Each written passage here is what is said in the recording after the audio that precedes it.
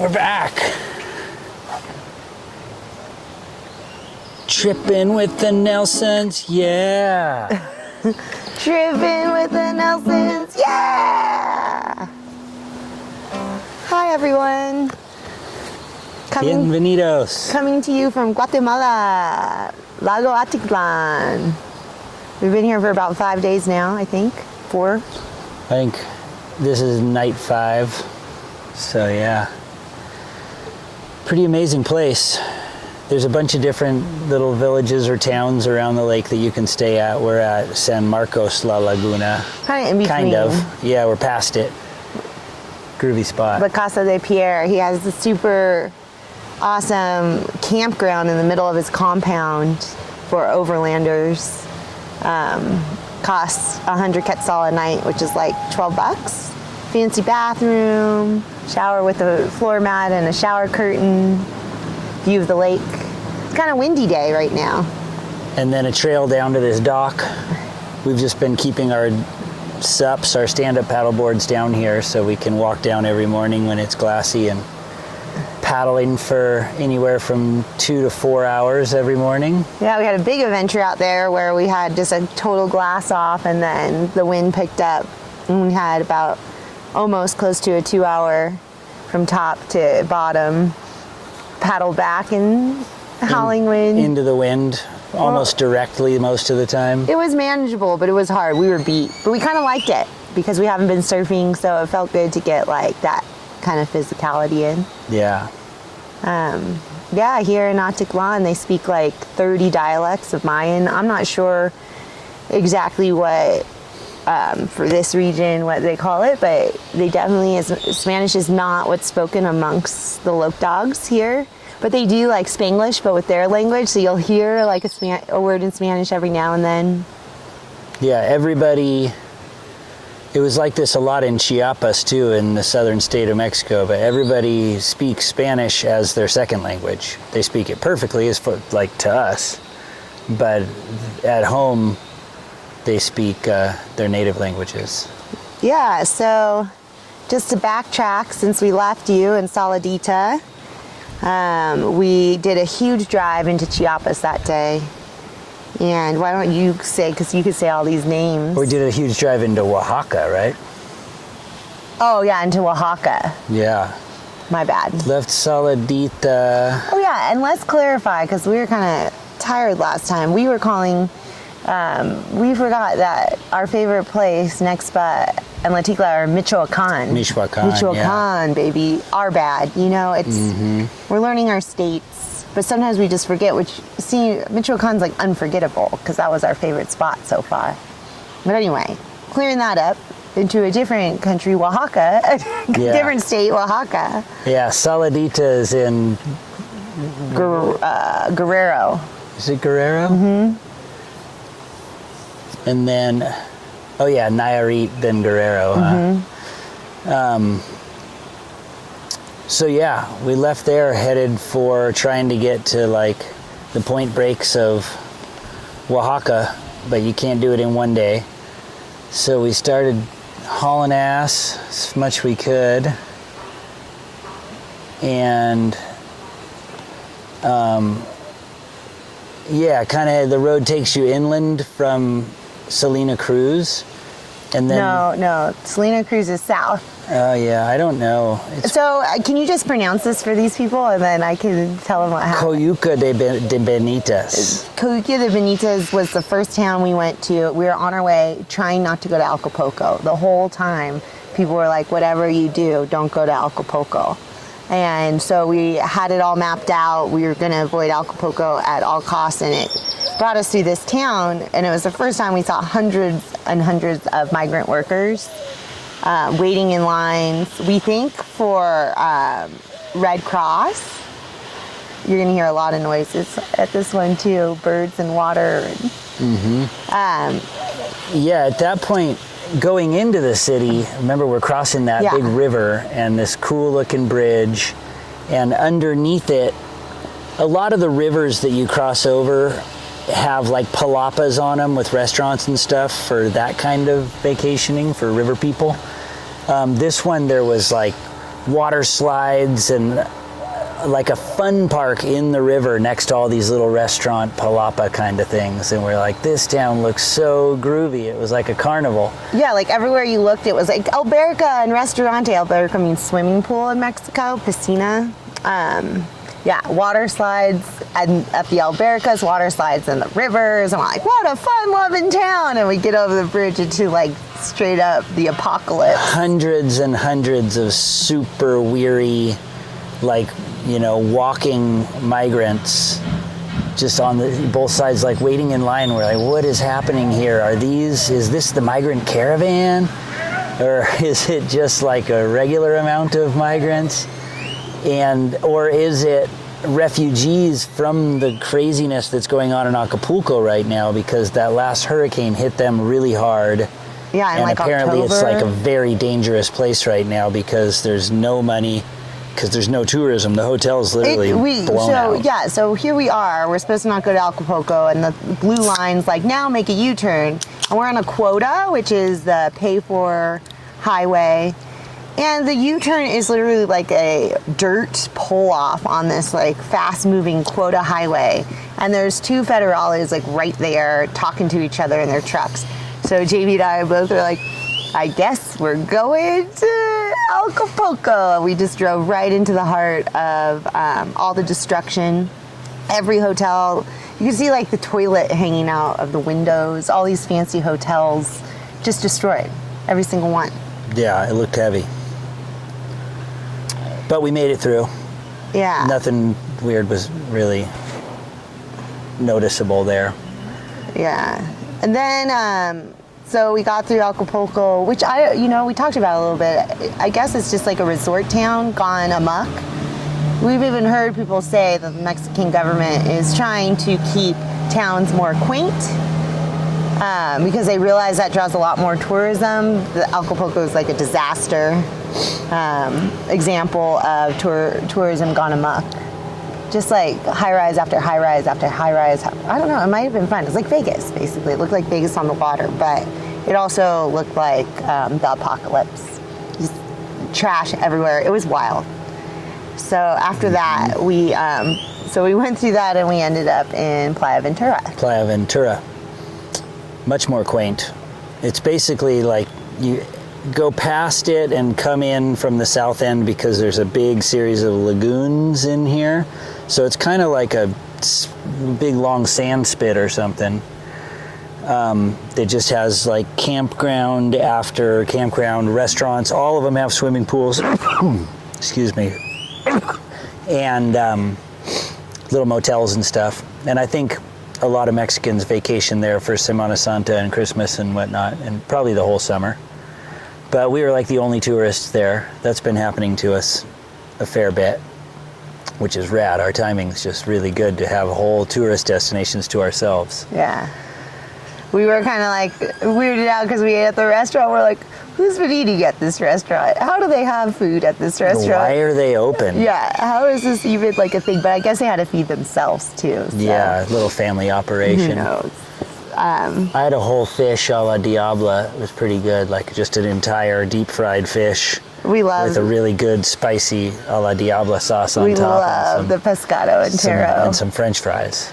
But, our homie said, oh, you never know how old that fish is if you're getting pescado entero. But we wouldn't know how old a fillet of fish was either. So maybe they mean like, don't ever order fish, just eat the fish we're catching you, because they're like such big fishermen. I don't know. That made us laugh.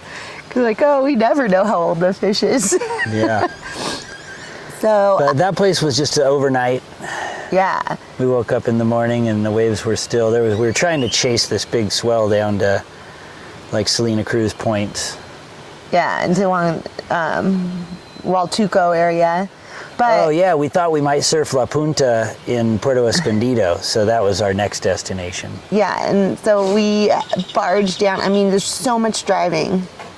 And we barge down to Puerto Escondido and we pull up and like 3 meth heads jump on the car and start washing all the windows. But they turned out to be like really funny and cool. And we've been storing all these pesos in our center console because also when you're driving down the road, dudes just pull a line like a rope across the road, and they stop you, and they have these little like plastic things, like a tip jar, and sometimes it'll be a whole family, like an old lady and guy with no legs a lot. Yeah, a lot of like no-legged type people do this. Yeah. So it's good to have some coins in your gotta have pesos, and we're like saving we're getting small change in stores and stuff, and like not spending the pesos because we need this the money. We need the moneda, the coins for the tip outs for our brethren washing our windows, and their dudes pulling the lines and blocking traffic and speed bump, you know. Yeah. On the quotas, you go through like big toll booths, like you're crossing the Golden Gate Bridge or something, and you stop and they'll charge you anywhere from $7, like pretty big money for these tolls. One time we paid like 35. And then you go on the free roads. $25. You go on the free roads, and there's like some lady with her baby in her arm, just like shaking a empty yogurt container, and you have to give her like 1 peso. Yeah. So, but you know, the toll roads a lot of times will save you literally like 5 hours. So you got to do it. Yeah, and sometimes it's the only road available. We don't know how these people are getting places. And so we got into Puerto Escondido. Well, we got into a beach, the famous beach. La Zicatela. Yeah, and we thought, oh, maybe we'll see people getting towed because the swell, we thought maybe it was big enough, but it wasn't. That morning I saw people getting huge barrels on Surfline. Oh, never mind. I guess the tide or whatever was off, or the wind when we got there. And there's like the far north end of the beach is where that happens. Anyway, where we showed up, it was the worst scene ever. And we got the F out of there as fast as we possibly could. There was nothing to be seen. Yeah, it didn't look like a fun place to sleep in your truck. Nah. Or try and surf. It looked like all there your was shit like was going to get stolen. 80 people all sharing blown out onshore that left point, which is probably really fun. But the tide was all wrong for the next morning. There was no reason to stay there. So we got back on the road and back on I-Overlander. Yeah, we have like an hour till the sun's setting now or something, and that's really stressful because being on the road at night is really scary.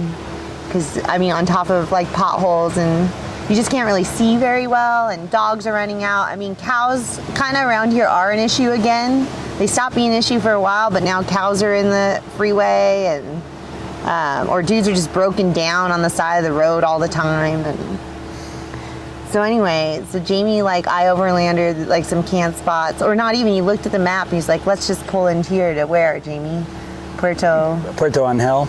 Yeah, and we pulled into Puerto Angel, and it's like a real Mexican port town. Mm-hmm. Nowhere to camp, like little, like those kind of dingy hotels that we're used to, you know, but we're always thinking about the truck, and we're like, we just don't, the street's like this tiny one-way street, and so I look on the apps. I'm like, well, it looks like up here there's a couple campgrounds in this other town, Zipolite.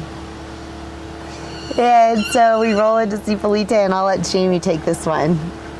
Yeah, it's pretty much the sun is setting, and on I-Overlander there was one just dirt lot that it said you could camp at, and we found our way there. Not easy. It's, again, super narrow little cobblestone roads and a lot of people around. It's a kind of a small but happening party scene going on in this town. Many of you probably know about it, but we didn't. The lady cooking house-made pasta and stuff at her restaurant said, no, you can't stay here anymore, but if you go just 300 meters down around the corner, there is a campground, place where you can camp. So we get back in the truck, we go over there, and it's getting more and more busy, and we find the place. It's called La Havana or something, and there's like 40 tents under these palapas just crammed in there, like as tight as could be, like a Boy Scout camp or something. And there's a little cafe, a lot of people around, but the palapas, on top of the palapas there was rooms too, and then all these tents, so you couldn't really see the beach real well. We go, and Amy's talking to the gal that runs the place, and I'm kind of looking around and then overhearing and stuff, and she agrees, okay, you can park your car right here for the night. In their parking lot. In the parking lot. There's other cars there. It's right next to the little restaurant, right next to the showers and bathrooms. It seems like, yeah. Well, it's a very small amount of space. Like, I guess we can fit our car there. And then I'm looking around over the top of the tents, and there's just naked dudes everywhere. I tell Amy, like, man, I'm looking over there. There's like a lot of schlongs. And the lady says that we're there for the next morning is the beginning. It's a nude beach. Apparently the only legal nude beach in Mexico. We don't know it's that. been that way for like 28 years. Somebody said that. Yeah, but we don't know that when we arrive. Oh, yeah. We're like learning this. But so the next morning is the beginning of a huge 3-day nudist festival with like events and techno like DJ sets and all kinds of wildness. And our camp is like definitely catered to the gay boys, and we are in a gay bathhouse. We are literally parked our car in an open, there is one ladies toilet, and then everything else is just men, like in just naked men shaving, brushing their teeth, taking showers. And our truck right there, there's like 2 urinals like at the door of our truck. And yeah, 2 urinals that Amazing. are not in stalls or anything right next to our truck, which was super nice because it was hot and humid. So I'm sleeping naked in the truck, and I could just get out and go pee and get right back in. Pretty handy. And this beach is like, you know, she la la, like has like a really cool, cute architecture to it. And we are in Burning Man, essentially. Like we're camped also next door to the all-night drag show, and just raves left and right. And over the ocean, you just see all the laser lights from the big party palace hotels. And we went to a little restaurant place just to check out the scene. We were planning on just getting a quick drink there to, you know, not completely miss the sunset and the scene. It's one of those spots where you sit in a swing. yeah, we ate And dinner sitting we ended in up swings. eating dinner there. And the people running the place, like at some point, it was 3 gals and a guy behind the bar. The 2 were kind of coming and going. But then one of their kids showed up, and there's just like naked people everywhere, naked people sitting on the swings. And it was just like day in the life down there at Zipolite, which was pretty cute to see. Yeah, No big deal. Zipolite. Everybody is completely We loved it. accustomed And to yes, it. to answer your question, after dinner we walked down the beach and we took off all our clothes and we did a naked beach walk towards the end. You know, not in the rave, but like we got into it. We did it. We didn't jump in the ocean though because it was like 6-foot shore break. Yeah, it was a little It's kind of a sketchy. bummer, you know. Can't get it all. In We're still Zipolite. working on our nudism. Yeah, Because still we're working on nudists it. now. We silk one hot spring and we're down. We see the water and we're dropping trout. We're nudists now. Yep. And we woke up the next morning and everyone's like, are you staying for the festival? And we were like, we're looking so the F out of here right now. And we were out of there. Yeah, we had to rip out of there before it got too busy. Because the truck was hard to maneuver in that space. So I think we left at like 7:30 in the morning. Yep, and we arose to Barra de la Cruz. Then we went to Barra de la Cruz, Our homie where we guy. stayed at La Jolla Surf Camp, the closest one to the point. It was so sick. And there And were there waves. was a nice little off-season south swell. The sand wasn't great, but there was waves every day. Yeah, not too crowded. Jamie got some waves. I like kind of surfed it. It was hard for me because the wave is set up so the only way to get the little waves is like right on the inside, and so you're just getting pounded by. There's no like inside side section, at least on this sandbar. I think because there was that hole in the so I bar. was just flailing around on the 7.6. What is it? 7.5 or 7.5. 7.5, but I was out there. At least I went out, and we got killer camping in the backyard. Cruised the town, saw a little bit of a soccer game. Went up and visited our friends Vicky and Guy, a friend of my brother's. It was their kid's Sonny's 3rd birthday party Yeah, we went up there in Huatulco. Yeah, I went to Huatulco, and Guy was real cool because he was kind of telling us which spots would be best to check out. And yeah, we had like a lovely 3 or 4 nights there, and woke up and headed south and decided it was time to go to Chiapas. Yes. So we left the beach. Yeah, so that will be for our next episode. We're going to take an intermission, stop this episode here because we find that 15 minutes is the max that we can seem to upload. Yeah. So should we sing them out? Sure. 1, 2, 3, 4. Tripping with the Nelsons, yeah. Tripping with the Nelsons, yeah.